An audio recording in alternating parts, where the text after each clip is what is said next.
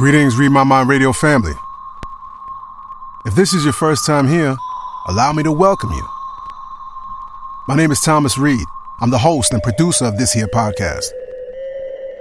We're in the final half of what is our last season of 2022. We call it Young, Gifted, Black, and Disabled. By coincidence, my guest today, like our prior guest, Haben Girma, is also deafblind.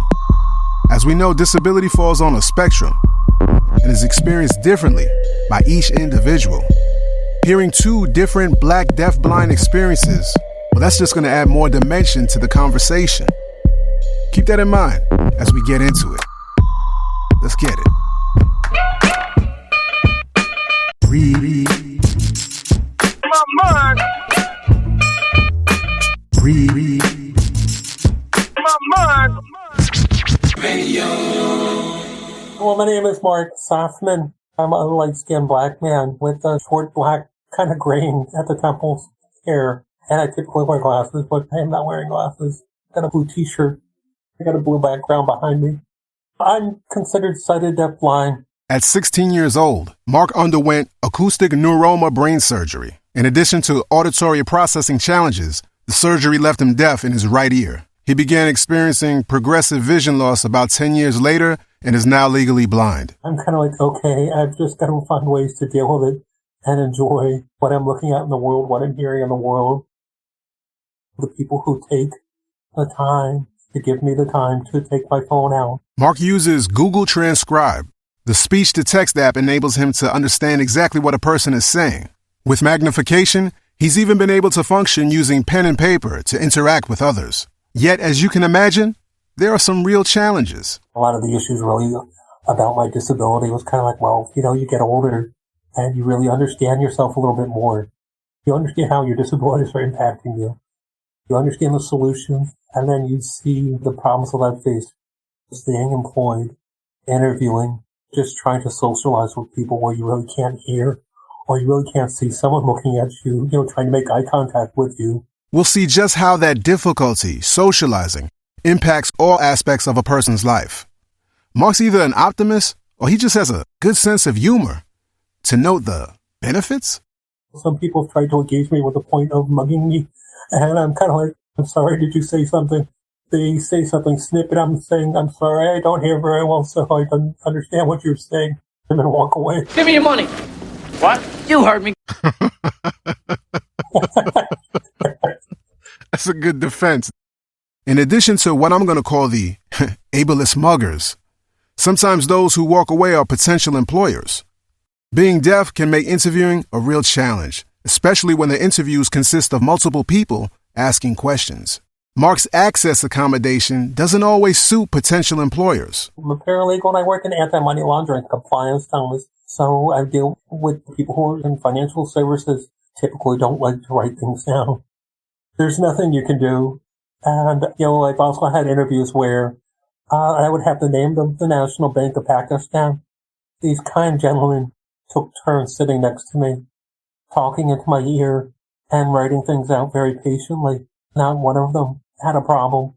People who make the accommodations, go out of their way to try and help you while you're on the job. The people I used to work with were some of the most excellent people on the planet. The technology was not as developed back in 2006, 2010. They would all routinely just talk or write things out for me. I'm sure we all can appreciate those who just seem to automatically get it. They may not know the right thing to say or do, but they connect on pure humanity. They're open to communication and want to succeed with others. You learn on the job that there are no laws protecting disabled people. Employers, they frequently have the mandatory arbitration clause. Everyone knows that it's a very formal, you have to go through the EEOC, and typically the EEOC will probably reject your case and tell you to go file a lawsuit. And that is a very long, lengthy process. New York City Human Rights Commission, in my experience, has not been very helpful. They have declined to prosecute multiple situations. They have rejected what they consider one-off situations. I've submitted the same freaking complaint with so many different companies trying to access CART, the real-time captioning, open captions. at events for various professional or cultural events. CART, or the human-generated real-time captioning, is a must for Mark and others at networking events, conferences, community forums. They can feature multiple speakers, often slide deck presentations or references to other visuals. Therefore, context is very important to truly understand what's being transcribed. It's not accessible through an app or auto-generated captions. Mark says there's no real help in even convincing organizations that they are indeed supposed to provide this access. The Mayor's Office on Disabilities here in New York City, OPED, has one of these useless programs where they will contact an organization and say accommodations are the law. But if that organization just says, hey, no, we're not going to do it, Moped turns around and says, well, now you can file a complaint. I have filed the complaints and they take multiple years to resolve a simple CART speech to text complaint. Even when he's been invited to attend specific functions and asks for the accommodations, CART is not provided. There are loopholes that basically allow organizers to put the responsibility on others, like the event venue, who end up ultimately pointing the finger back at the organizer. Meanwhile, Mark not only requests CART services, he's prepared with the names and contact information for providers. All you need to do is contact the vendor. I don't care if your host doesn't know what they're doing. That's not your host's obligation. All these organizations will contact, and the law is so vague. Division of Human Rights will hopefully clarify that. I'm not settling on a court with these folks. Doing so wouldn't benefit the community. Mark has enough usable vision where he can often read with the help of magnification. He knows basic Braille and advocates for its wider availability and points out where, once again, the deafblind community is being left behind. Blind groups have emphasized ballot marking machines or having accessible ballots through screen readers. And it's kind of like, well, screen readers are totally unhelpful if you're deafblind. Synthesized speech won't help someone who is deafblind. The blind community that I've encountered here in New York has been very reluctant to embrace Braille ballots. I've been told directly by other advocates that they feel that requesting a Braille ballot would be a negative experience for someone. I don't see how that would be a pejorative, a guilt trip, or make anyone feel like they're being singled out. Braille is critical. Braille ballots are critical. While Braille isn't considered a technology solution, there is a technical component with electronic Braille displays, which makes CART also accessible to Braille readers. As we know, the true barriers for those with disabilities are human-made. Consider the mobility challenges for those who are deaf-blind. Yet, the Co-Navigator or Support Service Provider is a program that can greatly impact the community. There's a strong preference for Co-Navigator as the term. Co-Navigator helps the deaf-blind individual with mobility, running errands, helping the person conduct their transactions, shopping or whatever. Sounds like the benefits could even extend to help reduce some of the challenges like employment, community involvement, and social isolation. It is incredibly offensive that we have a governor and state legislator that basically doesn't care. Hearing professionals, nonprofit groups are well aware of the importance of the Co-Navigator program. They have done absolutely nothing. The National Association of the Deaf has done nothing. He said here in New York, their state affiliate, they do nothing. ACB, NFB, nothing. I have to say I haven't verified this. However, I do know that during my own time spent a bit more involved with blindness organizations, I can't recall much in the way of advocacy for deaf-blind specific issues. In all fairness, Mark did include the AFB in what I believe is a call for action. If they did something that's like, well, I think we would have a program already.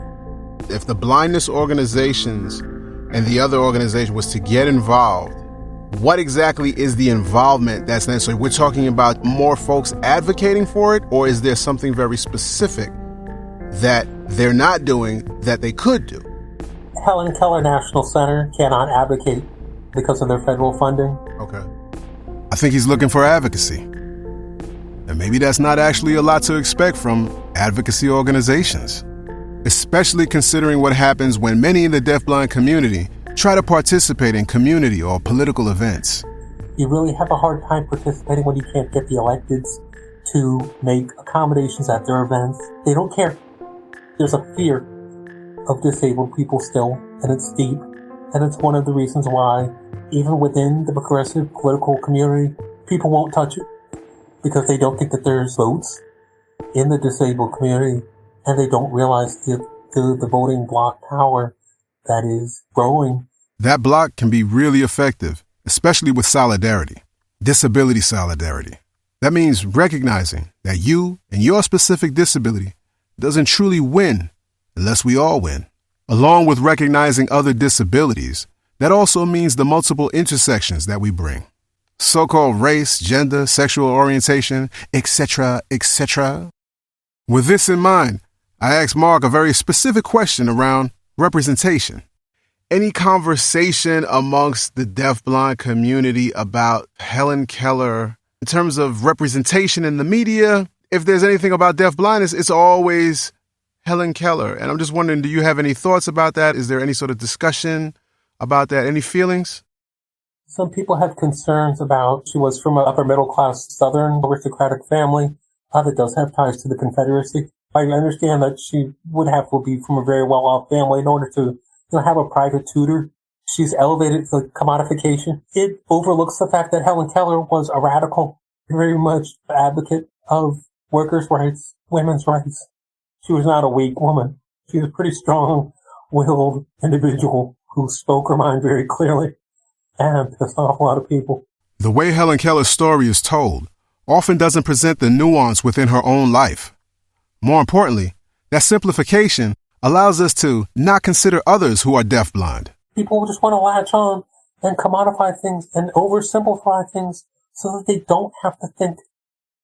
When people say they're disability, diversity consultants, and they simply don't actually understand the accommodations or the needs or interests, concerns of the communities, they just talk about these very vague solutions.